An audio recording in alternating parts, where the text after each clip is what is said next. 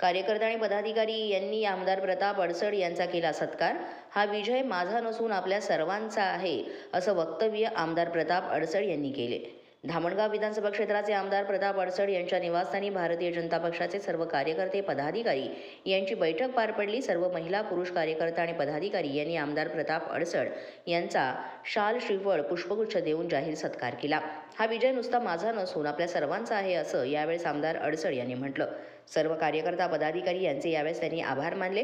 गेल्या जिल्हा परिषद, पंचायत समिती, नगर परिषद या सुद्धा आपल्याला जिंकायच्या आहेत, तेव्हा सर्व कार्यकर्ता पदाधिकारी यांनी जोमानं कामाला लागून येत्या 5 जानेवारी रोजी सदस्य नोंदणी करण्याच्या सूचना सुद्धा यावेळेस देण्यात आल्या। यावेळेस भारतीय जनता पक्षाचे सर्वच महिला पुरुष कार्यकर्ता पदाधिकारी मोठ्या संख्येनं उपस्थित होते। मराठी 9 न्यूजसाठी संतोष वाघमारे, धामणगाव रेल्वे।